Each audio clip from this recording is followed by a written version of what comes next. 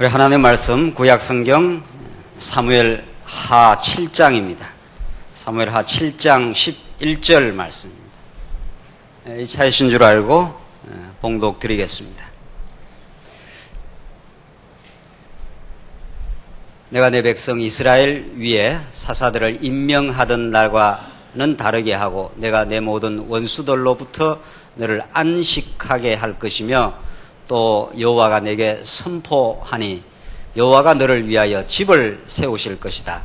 내 날들이 다 차서 내 조상들과 함께 누울 때에 내가 내 몸에서 나올 내 후손을 내 뒤에 세우고 그의 왕국을 견고하게 할 것이다. 우선 12절까지 봉독 드렸습니다. 우리는 지금 오전 시간 말씀드린 대로 구약 중에 매우 중요한 그 부분, 하나님께서 다윗과 언약을 세우시는 나단 선지자를 통해서 다윗과 언약을 맺으시는 아주 중요한 그 핵심적인 부분을 지금 우리가 살펴가고 있습니다.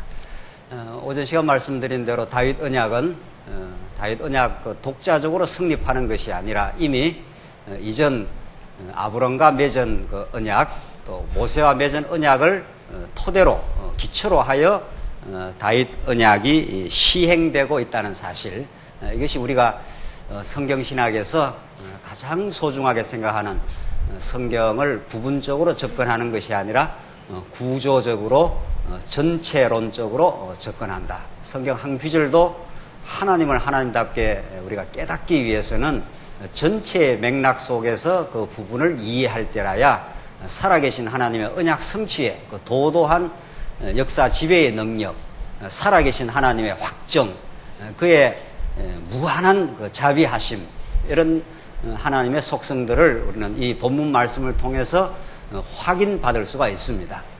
하나님께서 다윗의 행위를 보고 다윗을 선택한 것이 아니라 이미 만세전 또 아브라함과 이삭과 야곱에게 약속하신 유다 지파에서 왕을 세우시겠다고 하는 하나님의 결정, 하나님 편에서의 일방적이고 주권적인 그 선택, 그 근거에 의해서 다윗을 하나님께서 왕으로 세우신다. 그것은 다윗으로 하여금 무한한 하나님의 은혜와 그 능력 앞에 찬양케 하시려는 하나님의 깊고 오묘한 뜻이 계셨다는 것, 이것이 우리가 지금 이 본문을 이해해 나가는, 밝혀 나가는 기본적인 그 관점입니다. 하나님께서 다윗에게 주신 그 언약의 내용을 잘 살펴보면은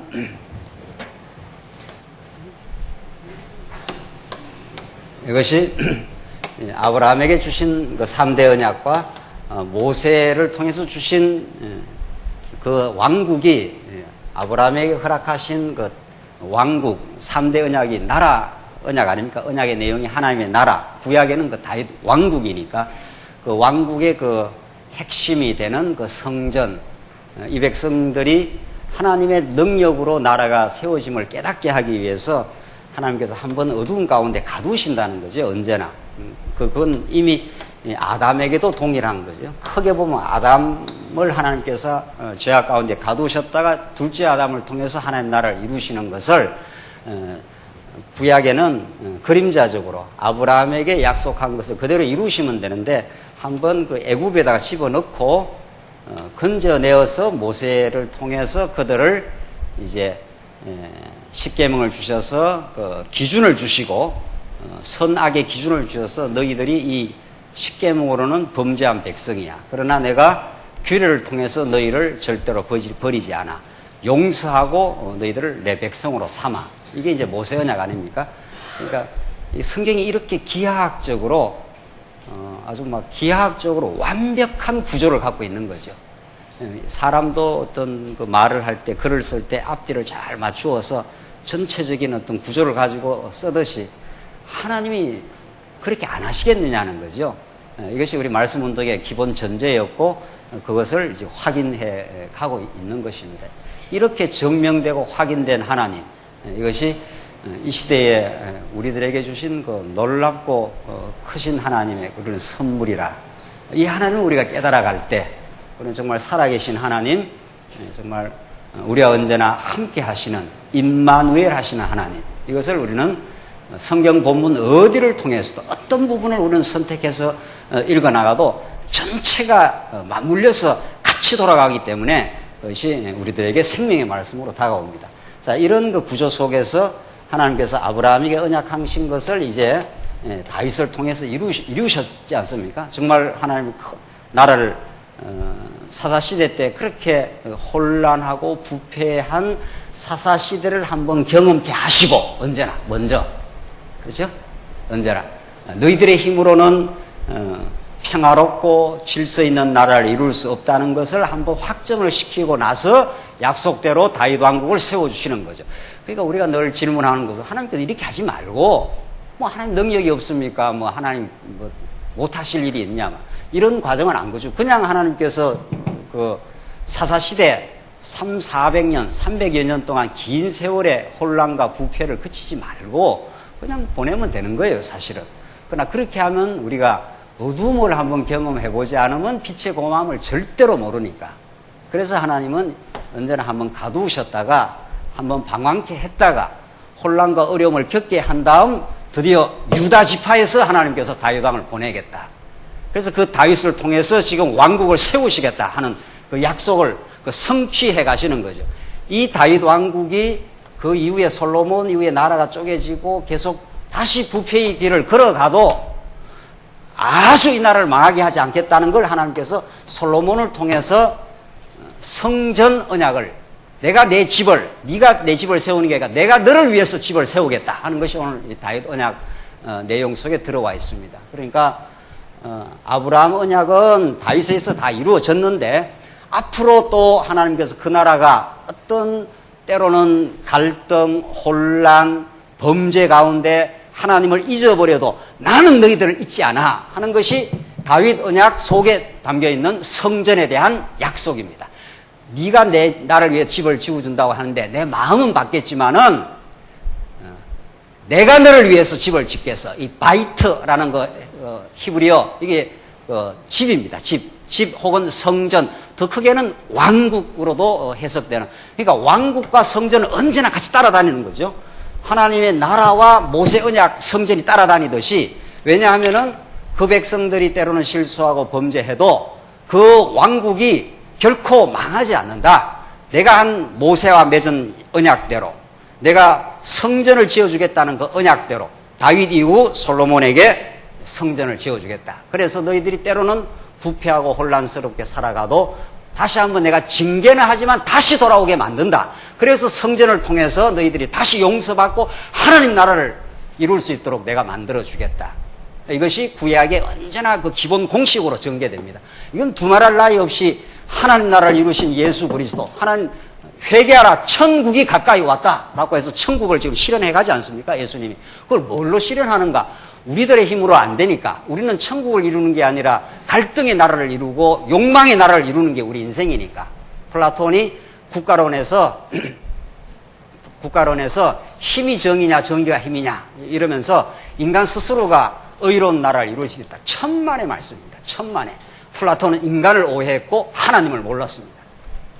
그 국가론이 다 실패의 기획으로 끝났단 말이죠. 2500년 동안도 한 번도 의롭고 평화로운 나라는 이 땅에 이루어지지 않습니다.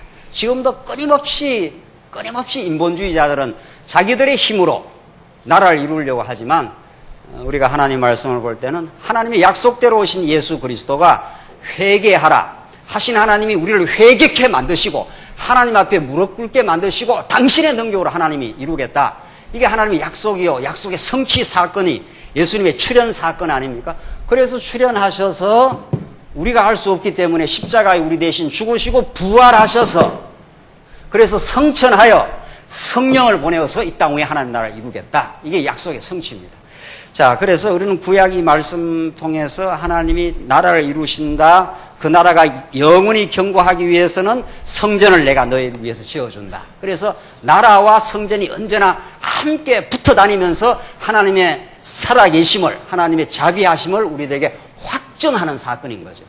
말할 것 없이 십자가와 부활을 통해서 당신이 약속대로 죽으시고 약속대로 부활하심으로 하나님의 살아계심과 자비하심을 우리에게 확정하셨느니라 하지 않습니까? 로마서에서. 그 확정 사건을 우리가 말씀을 통해서 끊임없이 계속 깨닫게 함으로 우리가 만들 수 없는 하나님의 나라를, 우리 안에서 평강과 안식의 나라를 하나님께서 만들어 주시겠다. 이것이 하나님의 약속이요, 우리 안에서 성취해 가시는 하나님의 능력이요 자비하심이라. 이걸 성경에서 우리에게 가르쳐 주시겠다고 오늘 본문 말씀이 그렇게 말합니다. 11절 다시 보시면, 이제 내가 내 백성 이스라엘 위에 사사들을 임명하던 날과 다르게 하고 내가 내 모든 원수들로부터 너를 안식하게 할 것이다. 이게 두 번째 약속이라고 했지 않습니까? 첫 번째는 첫 시간에 우리 확인한 대로 내 이름을 위대하게 해주겠다. 이름을 위대하게 한다는 건 그 이름에 담긴 그 능력을, 그래서 그 이름에 담긴 그 능력이 하나님 나라를 이루겠다, 이런 뜻이죠. 자, 그런 다음에 사사시대와는 이제 같지 않게, 사사시대는 계속해서 범죄하면 또 두들겨 패고, 또 조금 평안을 주었다 하면 또 범죄하고, 이게 사사기에 계속 12사사를 통해서 반복된 그 현실이 너희 인생의 모습이 이래, 이걸 확정시켜 준 거거든요. 너희들은 또 조금만 평안하면 또 하나님 잊어버려, 또 범죄해. 그래서 내가 사사를 들어서 다시 평안케 해. 그러나 또 범죄해, 또 범죄해, 또 범죄했다고 그렇게 사사에 계속 밝혀줘요. 밝혀주면서 안 되잖아, 너희들은 자기 속인에 옳은 대로 행하잖아, 내가 하나님 나라를 이루어주지. 그게 하나님의 다윗 언약이에요. 다윗 언약. 그래서 사사시대의 그 무수한 시간을 확정시키는 사건은 다윗 왕이 등장하게 만드시는 하나님의 배경섭리라, 이렇게 되죠. 그래서 우리가 하나님 앞에 무릎 꿇고, 하나님 내가 할 수 없었습니다, 이제 당신이 하시옵소서, 당신이 나를 붙드시고 우리 교회를 붙드셔서 하나님의 나라를 이 땅에 이루도록 하나님이 하시옵소서, 이렇게 하나님께 거꾸로질 수밖에 없도록 만드신 것이 사사 수백 년 동안의 하나님의 교육 시간인 거죠. 그러니까 그게 단순한 반복이 아니라는 겁니다. 그래서 너희들 사사시대는 안식 없었잖아, 이제는 진짜 내가 안식을 주지. 내가 약속대로 보내는 다윗 왕보다 더 우월하신 예수 그리스도, 만왕의 왕이신, 만주의 주이신 다윗의 뿌리에서 나온, 계시록의 말씀대로 말하면 다윗의 뿌리에서 나온 만왕의 왕이신 예수 그리스도가 우리를 통치하실 때 우리는 한없는 하나님의 안식과 평강의 세계 속으로 들어갈 수 있다. 이게 약속된 겁니다. 세 번째, 그래서 그 나라를 하나님께서 최종적으로 견고하게 해주시겠다. 이게 지금 다윗에게 하신 약속인데, 그 보십시오. 안식하게 할 것이며 또 여호와가 내게 선포하니 여호와가 너를 위하여 집을 세울 것이다. 이게 바이트, 히브리어로 이게 집, 성전입니다. 이게 제가 서두에 말씀드린 대로 하나님께 나라를 이루시고는 그 나라가 영원히 견고하기 위해서는 그 나라의 핵심이 되는, 나라의 그 중심이 되는, 센터가 되는 그 성전이 필요한 거죠. 그 하나님의 이름을 거기에 두시고 너희들의 행위와 상관없이 나는 약속한 대로 너희들의 중심이 되어주마, 너희들을 끝까지 붙드는 확정 사건이다. 이게 하나님께서 이스라엘 백성들을, 나라를, 자손 언약을 이루어가는 과정에 애굽에 400년 종살이 시키고 광야에 건져내가지고 모세를 통해서 성전, 성막을 약속해 주지 않습니까? 그래서 그들과 함께 하겠다. 성막이라는 건 그들과 함께 하겠다는 거예요. 성막이 언제나 법궤가 앞에 가야 뒤따라가야죠. 언제나 이스라엘 백성들의 모든 삶은, 성막이 멈추면은 성막 주변에 12지파가 쫙 포진하지 않습니까? 그러니까 이스라엘 백성들의 삶의 센터가 뭐냐? 모든 택한 백성들의 삶의 센터가 뭐냐? 그건 나의 명예도 아니고 권력도 아니고 교회에서 목사님도 아니고 우리 모든 삶의 센터가 법궤가 담겨있는 성막인 거죠. 그러니까 하나님이, 말씀이 육신이 되어 우리 가운데 거하심에, 이게 은혜와 영광이 하나님의 말씀을, 은혜를 드러내는 방편이 아닙니까? 요한복음에 말씀이 육신이 되어 우리 가운데 거하심에, 이게 성막을 치심에, 이런 뜻이에요. 그러니까 하나님이 우리 가운데 이렇게 거해 주겠다는 겁니다. 하나님께서 우리와 함께 하지 않으면 우리는 다 만신창이 된 인생들이니까, 하나님 우리를 덮어주지 않으면 우리는 하나님 나라를 이룰 수가 없으니까. 그래서 범죄해도 양을 한 마리 가지고 오면은 다시 용서해주고 다시 새로운 출발이 가능하도록 언제나 하나님께 그렇게 해주시겠다. 이게 성막, 성전 약속 아닙니까? 모세에게 주신 약속. 그 모세에게 주신 약속을 쫙 끌어모으면은 한마디로 모세에게 수백 가지 약속을 주지만 십계명을 너희 못 지키잖아. 못 지켜서 범죄하잖아. 죽어 마땅해. 그러나 내가 살려줘. 이 말 아닙니까? 이렇게 성경이 압축해서 보면은 이렇게 명료하고 분명한 거죠. 그래야 네 나라가 강건해져. 네 스스로 나라가 이룰 수 없잖아. 그걸 많이 경험하잖아. 실제로 우리 삶 속에 들어가면 그걸 경험하잖아, 우리가. 그걸 하나님께서 누누이 사사기 시대에 수백 년 동안을 통해서 확인시켜 줍니다.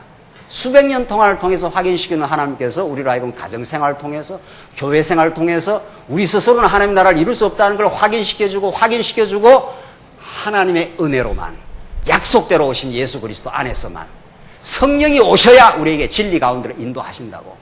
그렇게 하나님께서 당신이 하시겠다는 겁니다. 그래서 지금 안식하게 하겠다 하고는 바로 집을 세워주겠다. 이게 성전입니다. 이게. 그러니까 하나님이 다윗에게 맺은 약속 속에는 하나님이 이름을 위대하게 해서 안식을 주시는데 그 안식이 계속해서 유지되려면은 너희들이 성전을 지어야 돼. 내가 성전을 지어줘. 이 말이죠. 내가 성전을 지어줘. 지금 그 말입니다, 지금. 그러니까 참 묘하잖아요. 앞에서는 다윗이 내가 성전을 당신을 위해서 짓겠습니다 하니까 관도. 그 말이죠. 네가 지면 네 자랑할 거야. 그러니까 내가 너를 위해서 지어줘. 이게 장차 오실 메시아 사건입니다. 언제 우리가 예수님 오라고 해서 오셨습니까? 당신의 영원한 계획대로 당신이 우리 안에서 성전 되어 주시려고, 그래서 우리 하나님 나라 백성으로서 든든하게 살게 하시려고. 그래서 70년 포로 생활 다 하고 70년 포로 생활하면서 그때 가서라야 자기들이 과거에 얼마나 범죄했던가를 그렇게 깨닫습니다. 에스라 9장, 느헤미야 9장 전부 거기서 70년 포로 생활을 통해서 내가 하나님 앞에 형편없는 인생이었지만 하나님의 약속 따라 우리가 돌아갑니다. 이제 그 돌아가서 짓는 게 그 성전 아닙니까? 하나님 당신의 용서하심 때문에, 당신의 그 언약적 사랑 때문에 우리가 이렇게 돌아왔습니다. 당신의 무궁한 능력으로 바벨론을 붕괴시키고 하나님의 능력으로 우리가 돌아왔습니다. 라고 하나님께 부복하는 것이 성전을 짓는 거 아닙니까? 성전을 짓는 거. 그게 구약에 하나님께서 당신의 능력과 은혜를 계시해 주는 장면인데, 오늘 이 본문 말씀이 그렇게 후대 역사에 이어져 나갑니다. 성전을 지어야 돌아와서 성곽을 지어서 나라가 형성되는 거거든요. 여러분과 저의 마음속에 예수 그리스도가 그의 죽으심과 부활 사건을 우리 마음속에 모시게 하시고 우리로 하여금 이 땅 위에 하나님 나라를 경험하게 하시는 하나님의 평강과 용서와 자비하심과 한없이 우리를 안아주심과 때로는 우리를 징계하심과 깨닫게 하심과, 그것이 하나님께서 지금 성전을 지어주시겠다는 겁니다. 12절, 내 날들이 다 차서 내 조상들과 함께 누울 때에 내가 내 몸에서 나올 내 후손을 내 뒤에 세우고 그의 왕국을 뭐라 그랬습니까? 견고하게 하겠다. 하나님께서 성전을 지어 내 후손 솔로몬을 통해서 너는, 그러니까 하나님께서 다윗에게 하실 일이 있고 그 다음에 이제 솔로몬에게 할 일이 있는 거예요. 다윗은 이런 그 나라를 이룰 모든 기반을 다 만들어 놓은 거죠. 그 다음에 하나님께서 이 성전 짓는 일까지는 하나님께 허락을 하지 않는 거죠. 그게 참 재밌는 부분 아닙니까? 하나님께서, 우리는 하나님 앞에 도구적 존재이기 때문에 우리가 주인이 아니지 않습니까? 주인은 모든 걸 결정을 하지요. 그렇지 않습니까? 주인은 내가 이 일을 하겠다, 저 일을 하겠다, 뭐 이 일은 싫으면 안 하겠다, 내가 좋은 거 하겠다. 우리는 주인이 아니기 때문에 도구적 존재이기 때문에 하나님에게 붙들린 존재, 피조물이요 도구적 존재이기 때문에 하나님이 우리에게 맡겨주신 그 일이 있는 거죠.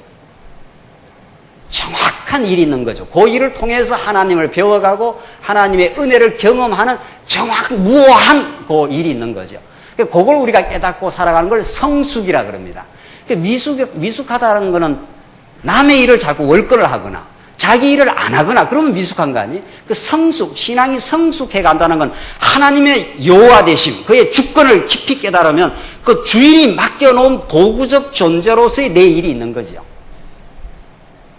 그걸 깨달았을 때 가장 평화롭고 가장 충실하고 가장 열정적이 되는 거죠. 내 일이 아닌 나무 일을 자꾸 이렇게 간섭을 하면 내 일을 못 하는 거죠. 그렇죠? 그리고 자기 일이 뭔지를 정확하게 모르면은 또 자기 일에 충실할 수가 없는 거죠. 그래서 영적 예배의 두 번째 조건이, 첫 번째는 하나님의 뜻을 깨닫는 것, 두 번째 조건이 내 믿음의 분량을 따라서 지혜롭게 생각하라. 이렇게 돼 있어요. 사도 바울이 로마 12장에서 참 성경이 막, 앞뒤가 꽉꽉 들어맞는 거죠.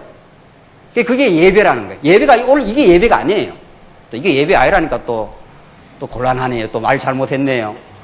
예배 중에 하나고, 이것도 예배는 예배인데, 예배는, 이건 예배를 드릴 수 있는 가장 그 하나님께서 말씀을 깨닫게 하시는 시간인데, 이 말씀을 깨닫고 이제 우리가 가정이나 사회생활이나 하지 않습니까? 그래서 그 말씀을 깨달으면 그것이 삶 속에서 예배를 드리는 거 아니겠어요? 삶 속에. 그 삶 속에서 예배 드리는 게 자기가 뭐를 부여받은 은사가 무엇인가, 뭘 가장 그 감사하게 생각을 하고, 그 자기 주신 은사가 참 소중한 거니까.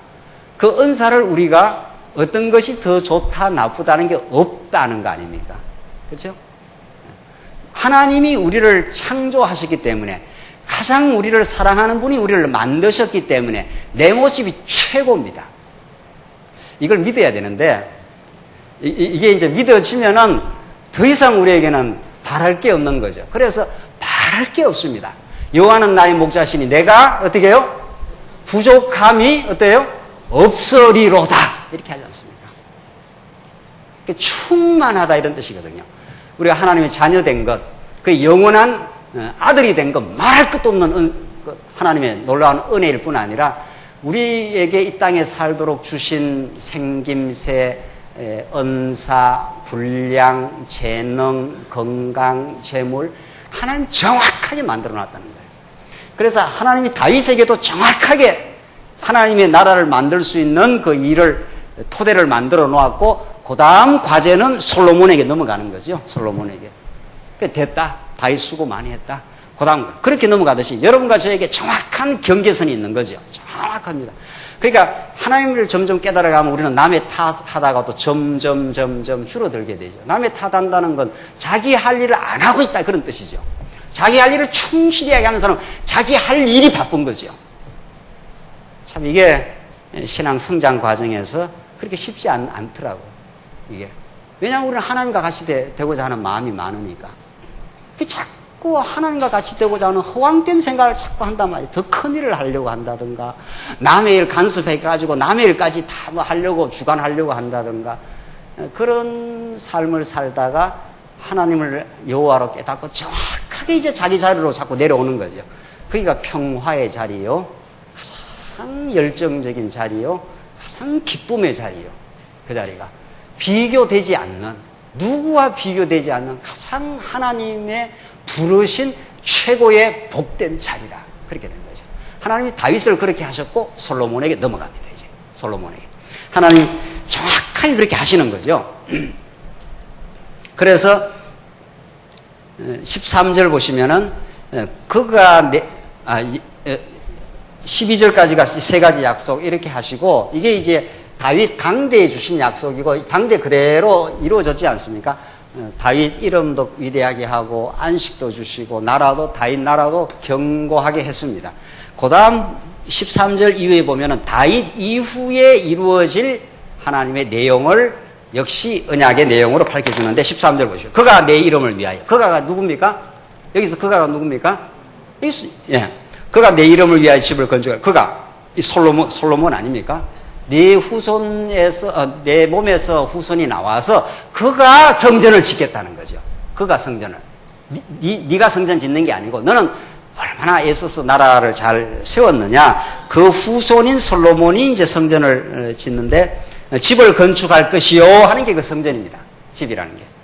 나는 그의 왕국의 보좌를 영원히 견고하게 할 것이며. 그러니까 성전과 왕국 보좌가 딱딱 맞물려 가지 않습니까? 이 하나님이 세우신 왕국이 영원히 견고하기 위해서는 그 센터에 하나님의 이름을 두신, 이스라엘 백성들이 때로는 범죄해도 영원히 그를 버리지 않겠다고 하신 약속, 징계해서 때려서 70년 포로에 때려서 다시 돌아와서 깨닫게 하시는 하나님, 그 하나님에 대한 약속이 성전에 지금 그 이름을 두시는 대로 그것이 나라를 견고하게 하는 거죠. 그래서 성전을 지어주겠다. 그게 이제 솔로몬, 다윗 이후에 솔로몬에게 짓는 거고, 14절. 나는 그의 아버지가 되고 그는 내 아들이 될 것이니 그가 만일 죄를 지으면, 나오지 않습니까? 그가 만일 죄를 지으면 내가 사람들의 막대기와 인생의 채찍으로 훈계할 것이나 내가 내 앞에서 패한 사울의 경우와는 달리 내 인애가 그에게서 떠나가지 않을 것이며, 인애, 헤세드입니다. 이 히브리어로. 헤세드라는 건 결코 실패하지 않는 사랑. 한 번 사랑한다고 약속한 그 사랑은 아가스에 나타난 대로 불변의 사랑으로 너희들을 떠나가지 않겠다. 이게 하나님께서 후대해 주신 약속입니다. 그러니까 후대해 주신 약속은 첫째는 성전 지어주겠다. 두 번째는 인애가 떠나가지 않겠다. 세 번째는 마찬가지, 세 번째 나오는데 16절 내 집과 내 왕국이 내 앞에서 영원히 보존되고 내 보좌가 영원히 뭐라고 그랬습니까? 견고하게 될 것이다. 그러니까 이게 이제 다윗 당대해 주신 거고, 이것이 다윗 후대해 주신 겁니다. 다 같은 맥락으로 같이 돌아가는 거죠. 다윗 당대는 하나님이 나라를 세워가지고 나라를 견고하게 해주겠다. 그 나라 속에, 나라 안에서 너희들이 안식이 있다. 예수 그리스도 안에서 너희들이 참 안식이 있다. 예수 밖에 나가면 너희는 불안해져. 이 말 아닙니까? 신약이 계속 사도 바울이 에베소서에서 너희가 예수 그리스도 안에서 선택받고 예수 그리스도 안에서 구속받고 예수 그리스도 안에서 하나님의 백성이 되고, 그런 것처럼 하나님 나라 안에서 안식을 주신 하나님, 그 나라를 견고하겠다 하신 하나님은 너희 후대에 그 아들을 통해서 성전을 지어주겠다는 거예요. 그래서 그 성전에서 하나님의 인애하심이, 헤세드 사랑이, 실패하지 않는 사랑이 끝까지 너희를 붙들어 주겠다. 그래서 너희들이 견고해진다. 지금 그 말 아닙니까? 이게 이제 아브라함 언약과 모세 언약을 통합하는 거예요. 지금 다윗 언약이. 그렇죠? 아브라함 언약은 하나님 나라를 이루어 주겠다는 거예요. 자손 딴 통치가 하나님 나라니까. 그 나라가 모세를 통해서 너희들의 범죄에서 형편없는 인생이지만 하나님이 너희들을 자녀 삼아주겠다. 백성 삼아주고 끝끝내 너희들을 붙들어 가겠다. 용서하고 채찍질하고 징계하고 싸움해주고 끝까지 너희들을 흩어버리지만 다시 모으겠다. 이게 모세 언약이거든요. 그게 이스라엘 후대 역사에 계속 반복되는 거죠. 다 너희들 한번 흩어버리겠다. 한번 때리겠다. 그러나 너희들 다시 모아드리겠다. 이게 모세 아닙니까? 그게 예수님 안에서 예수님이 우리 대신 죽으시고 살아나겠다. 이게 때리시고 싸매는 거 아닙니까? 우리 대신 맞아서 이사야 53장에 나오는 그는 허물이 없는 인생인, 허물이 없는 분이신데 내 대신 징계를 받으시고 나오지 않습니까? 그럼 맞으시고 싸매임을 당하는, 부활하시는 예수 그리스도. 성경이 이렇게 명료합니다. 성경이. 그것을 지금 다윗에게 동일하게 주고 있는, 다윗에게 나라 약속 다시 해줘. 나라가 결코 무너지지 않아. 그 나라가 무너지지 않은 상징으로, 그 상징으로, 이 증거로 내가 솔로몬을 통해서 성전을 지어줘. 성전을. 그래서 너희들이 범죄했을 때 다시 성전을 향해서 기도하면 나오지 않습니까? 솔로몬 성전 짓고 나서. 그래서 다 하나님 앞에서 범죄할 때는 범죄를 모르거든요. 우리가 범죄가 얼마나 큰지도 모릅니다. 그래서 세월이 가서 지나 보면은 참 하나님 앞에서 우리가 어리석었노라. 그런데 하나님 은혜로 우리가 이렇게 살았노라. 이게 70년 포로 생활이거든요. 70년 사로잡혀 가보면은 아하, 되돌이켜보니까 우리가 다 우상 섬기고 내 멋대로 살고 우상 섬기고 강대국 의지하고, 이게 세속주의의 유대주의거든요. 우리 안에 다 있습니다. 우리 안에 세속주의와 유대주의가 다 있는 거죠. 그래서 그걸 비로소 깨닫고 하나님의 인애를 의지하여, 약속을 의지하여 이스라엘 백성들을 돌아오게 만드신 하나님, 돌아와서 펑펑 울고 감격하고 하지 않습니까? 결국 하나님께 우리를 하여금 하나님 앞에 감사하고 감격하게 만드시려고 이 고난의 세상을 돌리면서 때리고 싸매는 역사를 계속 반복하는 거죠. 예수 그리스도가 때리고 싸매는 그 전형이라면은 우리는 그에 붙은 바 되어서 계속 하나님 앞에서 때리고 싸매는 역사를, 상처 주고 상처 받는 역사를, 그래서 싸매임을 당하는 역사를 계속 이 땅에 하나님께서 경험시켜서 깨닫게 만들려고 하나님께서 그렇게 하신다. 그래서 우리는 각오하고 사는 거죠, 이미.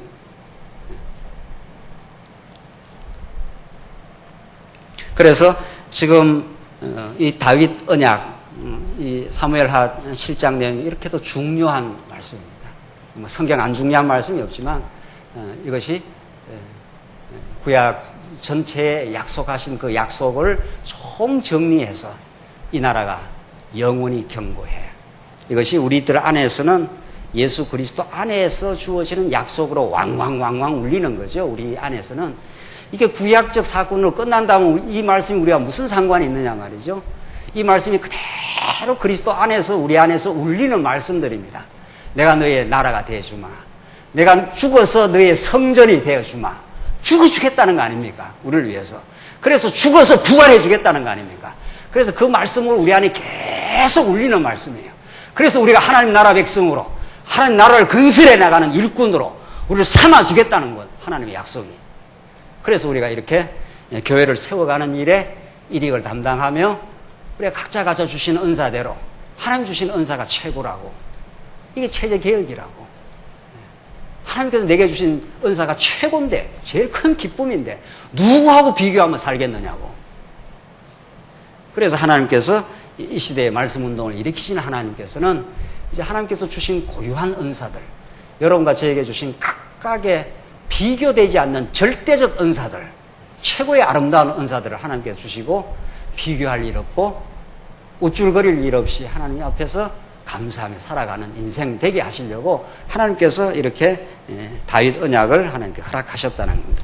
이 언약을 받고 다윗이 어떤 반응을 하나님께서 다윗으로 하여금 만들어내시는가를 보십시오. 18절 이제 하나님 앞에 감사하고 찬양하는 내용이 나오는데, 다윗 왕이 들어가 여호와 앞에 앉아서 말씀드렸다. 주 여호와여, 저는 누구이며 제 집이 무엇이기에 저를 지금까지 이끌어 주십니까? 나는 양떼 뒤나 따라다니는 목동에 불과했습니다. 지금 그 말 아닙니까? 제가 무엇이간데, 참 이 말씀이 다윗에게는 너무도 그 한없는 그 감사와 하나님 앞에 그 찬양의 내용으로 이렇게 지금 표현을 하고 있는, 하나님 제가 무엇이간데, 제 집이 제가 누구이간데, 내가 하나님 앞에서 범죄했던 인생인데, 하나님보다도 내 실력과 내 장꾀를 의지하여 살아나려고 발버둥 쳤던 인생인데, 지금 그 말 아닙니까? 그것이 내가 누구이간데 이런 뜻입니다. 이렇게 나를 한 나라의 왕으로, 이 평강의 나라로 나를 인도해 주십니까? 다윗은 한없는 감사의 세계로 하나님이 이렇게 다윗을 이끌어 가셨습니다. 19절 주 여호와시여, 주께서는 이것도 오히려 작게 여기시고 주의 종집의 장래일에 대해서도 말씀해 주시니, 이것도 작게, 주의 종집의 장래일에 대해서도, 이게 장래일이거든요. 이게. 지금 다윗을 이렇게 참 범죄한 연약한 다윗을 이름을 크게 해주시고 하늘에 안식을 주시고 견고하게 해주겠다 한 대로 이렇게 해줬습니다. 근데 그뿐 아니라 앞으로도 이렇게 해주시겠다니까 황송무죄합니다. 지금 그 말이거든요. 이 하나님 앞에 경외하는 마음입니다. 모든 인간의 질병은 하나님 앞에 경외가 없기 때문인 거죠. 모든 인간의 불행과 비극과 어려움들은 하나님의 그 위대하심 앞에 우리가 서보면 그의 놀라운 그 능력이, 그의 무궁한 은혜로우심이 우리를 붙들고 있었다 했을 때, 오늘 이 다윗이 고백한 대로 이것도 오히려 작게 여기시고 주님의 종의 장래일에 대해서도 말씀해 주시니, 주 여호와여, 이것이 어찌 사람에게 주실 교훈이겠습니까? 도대체 내가 감당할 수가 없습니다. 지금 그런 말이에요. 다윗이 주께 다른 무슨 말을 더 드릴 수 있겠습니까? 주 여호와시여, 주께서는 주님의 종을 아십니다. 주님의 말씀을 위하여, 그리고 주님의 뜻을 따라 주님의 종으로 알게 하시려고 주께서 이 모든 큰 일을 하셨습니다. 다 주인이, 주어가 주님 아닙니까? 하나님이 이 큰 일을 이루어내셨습니다. 다윗이 결국은 다윗으로 하여금 이런 찬양을 만들어내신 우리 하나님, 여러분과 저의 입에서 결국은 예수는 위대하신 주권자이십니다. 왕이십니다. 이걸 우리 입에서 만들어내시려고 하나님께서 무수한 연단의 세월들을, 실수의 경험들을 하나님께서 인도하시고 결국은 이 찬양을 만드시는 살아있는 계신 하나님, 우리가 지금 동행하시는 하나님, 지금 다윗이 이렇게 이 놀라운 고백을 합니다. 주님의 말씀을 위하여 주님의 뜻을 따라, 그 말 아닙니까? 그러니까 이 말씀 언약을 따라서, 뜻을 따라서, 이걸 떠나서 우리는 성경 한 귀절도 해설할 수 없다. 우리가 그래서 언약 성취 역사라는 말을 그렇게 쓰는 거죠.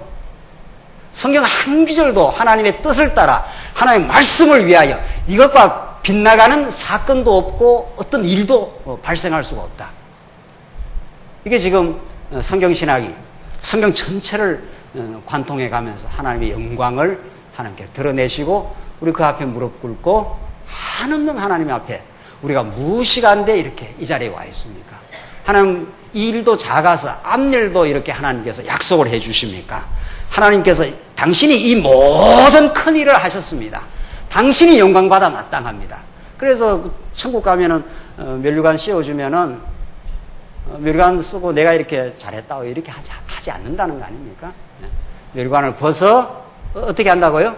주님께 벗어 던지면 당신이 하신 일입니다. 하신 그 말 아닙니까? 똑같지 않습니까? 다윗이나 계시록에 나타나는 말씀이나 어떤 말씀이나 하나님이 하셨고 그 은혜를 베푸셔서 우리를 이렇게 복된 자리에 있게 하셨다고. 22절. 자, 이제 찬양이 나오는데 이제 감사같이 나오고 나서 그러므로 주 여호와시여 주님은 위대하시니 나오잖아요. 하나님은 다윗을 위대한 이름을 줬다는데 다윗은 그걸 내가 위대하지 않습니다. 당신이 위대하시니 지금 그 말 아닙니까? 이게 가장 아름다운 관계 아니. 가장 비극적인 관계는 안 줄라 하는데 막 달라고 하는 거고. 이거는 주는데도 아이고 이게 내가 하는 게 아닙니다. 당신이 하신 일입니다. 이런 거. 하나님이 결국 여러분과 저로 하여금 영원한 찬양의 제목을 영원한 자랑의 거리를 만드시려고 이 고난의 세상 가운데서 결국 당신이 큰 일을 하시는 여호와십니다. 당신은 위대하십니다. 나오잖아요. 그러므로 주 여호와여 주님은 위대하시니 참으로 우리의 귀로 들었던 대로 주님과 같으신 분이 없고 절대적인 분이시고 이 말이죠. 주님 외에는 하나님이 없습니다. 세상에서 어느 민족이 주님의 백성 이스라엘과 같겠습니까? 하나님만 위대하신 게 아니고 당신이 지은 이스라엘도 다른 민족과 비교할 수 없는 복된 민족입니다. 이건 거죠.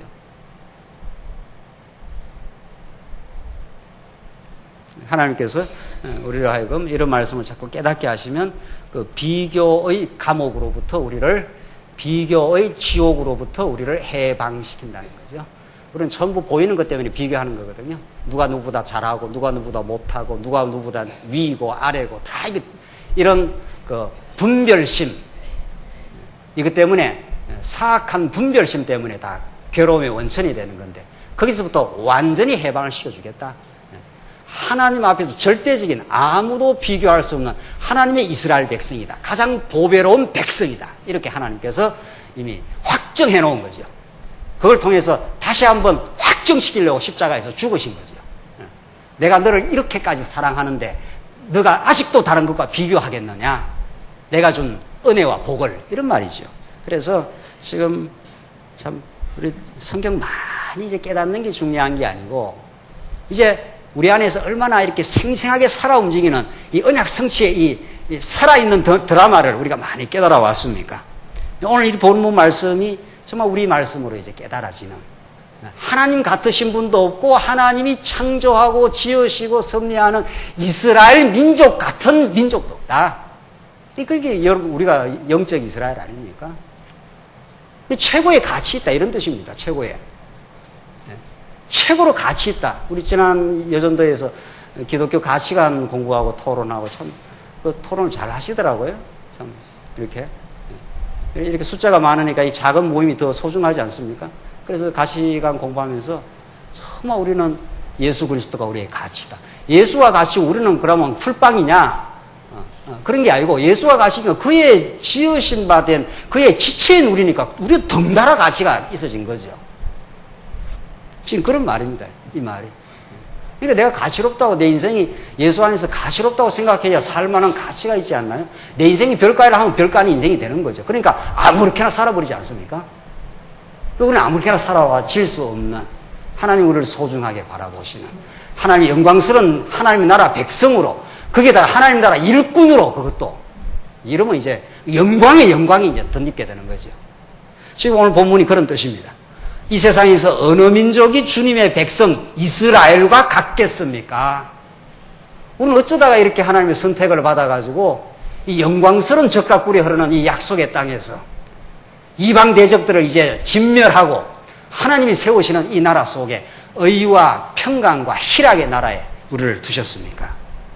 주께서 가셔서 자기 백성을 구속하심으로 자기의 명성을 드러내시고 하나님께서 다 구속하신다는 거예요. 하나님이 집어넣기도 하시고 구속해내시기도 하시고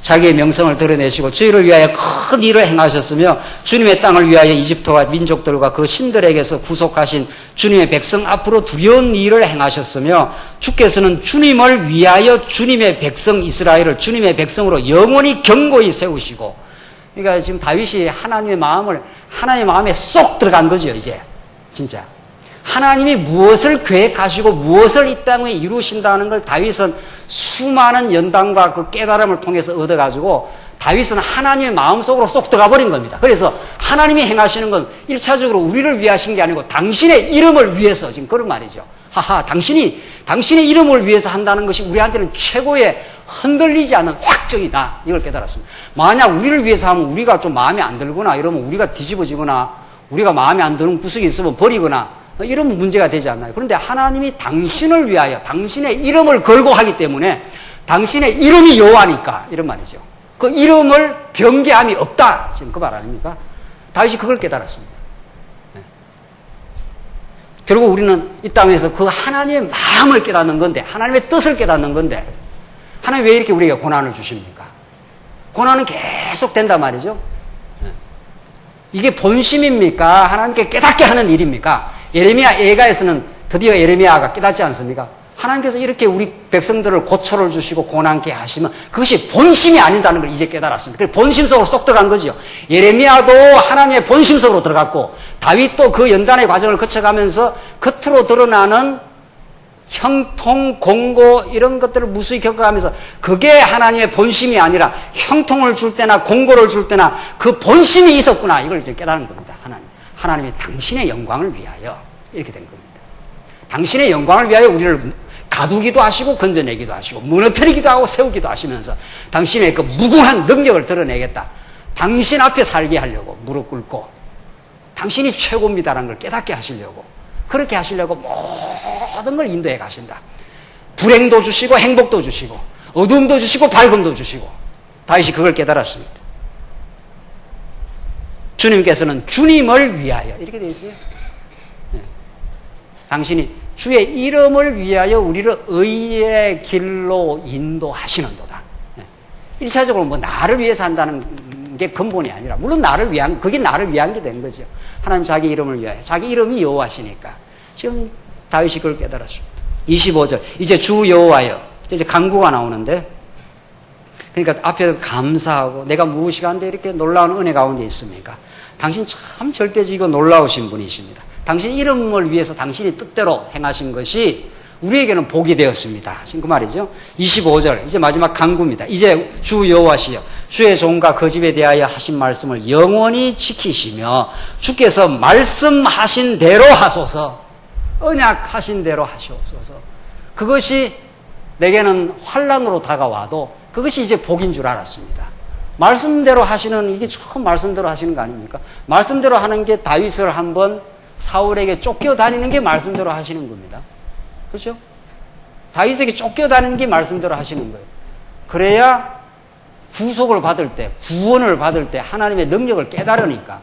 그래서 쫓겨다니는 것도 구속을 받아 마음의 안식을 얻는 것도 다 하나님 능력을 드러내시려고, 당신의 영광을 드러내시려고, 마침내 우리를 실패하지 않는 사랑으로 우리를 붙들고 계시다는 것을 우리로 하여금 깊이 깨닫게 하시려고 이 광야 같은 세상을 하나님이 돌리시고 지금도 연단은 지속되는 거죠.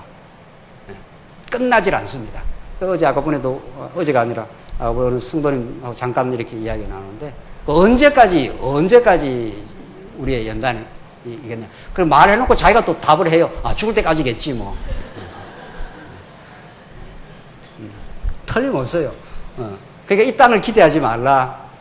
나이 들면 병도 찾아오고 또 섭섭한 일도 많아지고 점점 끝날까지 죽는 날까지 하나님의 은혜가 아니면 살 수 없도록 하나님 아주 지배하십니다. 하나님 당신의 영광을 절대로 우리한테 뺏기지 않고 절대로 당신 앞에 오도록 만드시는 그 집요한 사랑의 언약. 이게 하나님이 우리에게 베푸신 사랑의 표현 방법입니다. 그게 때리기도 하시고 연단도 시키시고 그러나 붙들고 계시는 하나님. 그게 지금 다윗이 그걸 깨달았습니다. 하나님 당신이 말씀하신 대로 하시옵소서. 뜻대로 하시옵소서. 그 뜻대로 하라 해서 나중에 다윗이 엄청난 시련을 겪습니까? 안 겪습니까? 예? 다윗이 그 후대 겪은 게 앞에 겪은 것보다도 더 큽니다. 왕이 아니다가 뭐 시련을 겪고 왕 되는 건 괜찮지만 왕이다가 쫓겨나는 거는 이 말할 수 없는 비참함입니다. 말할 수 없는 아예 가난하게 사는 건 괜찮은데 잘 살다가 왕창 마음은 굉장히 힘들다는 거 아닙니까? 지금 다윗이 뭐 말할 수 없는 걸 많이 겪습니다. 그래서 사무엘 상하 끝이 어떻게 되어 있는가 하면은 참 정말 사무엘 상하 그렇게 연단시키고 또 망했다가 또 회복시키지 않습니까? 그래서 사무엘 상하 끝이 어떻게 되어 있습니까? 제가 그걸 전에도 이렇게 말씀을 깨닫고 이렇게 알긴 알았지만 요번에 이렇게 말씀을 준비하면서 그걸 보고 더 놀랐네요, 진짜. 사무엘 상하 마지막이 어떻게 되어 있습니까? 하나님이 다윗을 한 번 더 어떻게 하시려고? 한 번 더 마지막 훈련을 시키려고. 하나님이 역사를 해가지고 뭐를 시킵니까? 인구조사를 시켜가지고 실습게 해가지고 마지막 번제단을 드리게 만드시는 하나님. 그게 솔로몬 성전으로 이어져요, 이제 마지막으로. 그러니까 다윗의 마지막 인생까지 하나님께서 연단을 시켜서 하나님 의지하고 하나님 앞에 설 수, 하나님으로 은혜로만 산다는 인생임을, 여호와 이름만을 의지하는 인생을 끝까지 하나님께서 다윗을 그렇게 만들어버려요. 여러분과 저의 인생에도 뭐 틀림없는 것이죠. 앞으로 또 좀 잘 되겠다 이런 거 없다는 거예요. 뭐 잘 되기도 하고 안 되기도 하겠지만은 끝까지 하나님 배우다가 간다. 이게 성경이 가르치는 바입니다. 끝까지 하나님 배우다가 간다.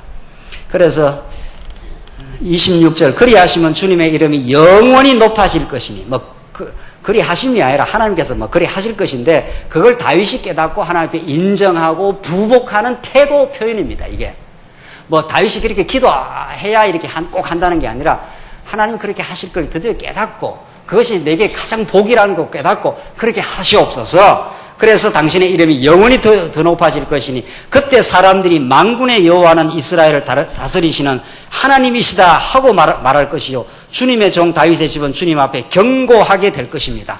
만군의 여호와 이스라엘의 하나님이시여, 주께서 주님의 종의 귀를 열어 말씀하시기를 내가 너를 위하여 집을 세울 것이다 하셨으므로, 이에 주님의 종이 이 기도로 주께 기도할 마음이 생겼습니다.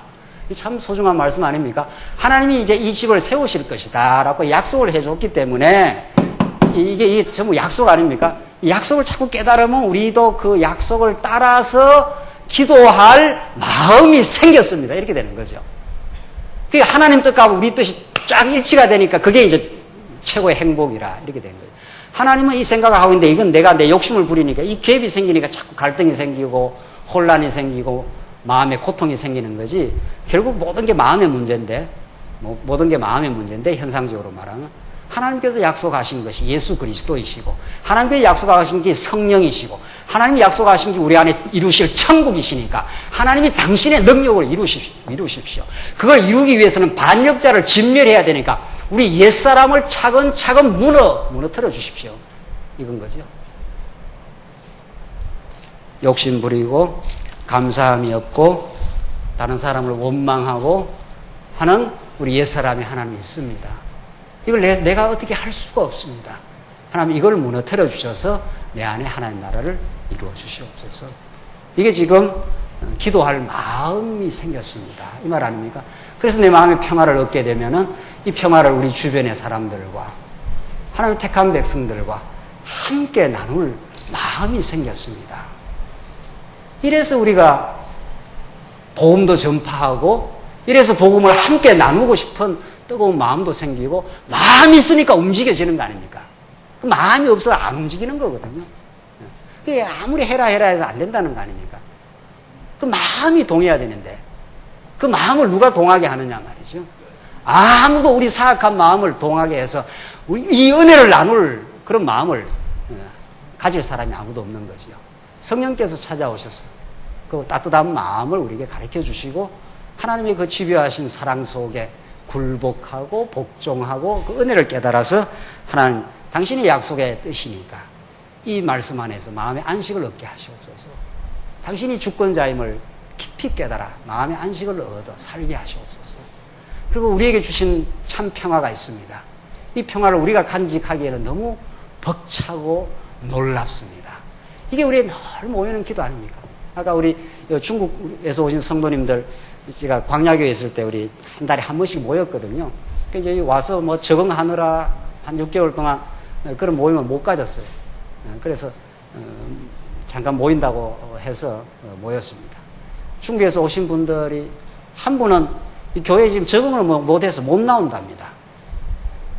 이런 것들을 우리가 같이 알 이유가 있는 겁니다. 말씀이 싫어서 안 나오는 게 아니라 어떻게 오다 보니까 덩덩덩덩덩덩 적응이 안 돼가지고 지금 못 나온답니다. 그래서 이제 그런 걸 같이 나누고 빨리 연락하도록 하지요. 그래서 우리가 중국의 복음 전파를 위해서 우리가 늘 기도하고 우리가 모임을 가지고 있었는데 우리가 그런 모임을 가지면서 우리에게 들려준 이 소중한 복음, 우리에게 머물 수 없는 복음 아닙니까?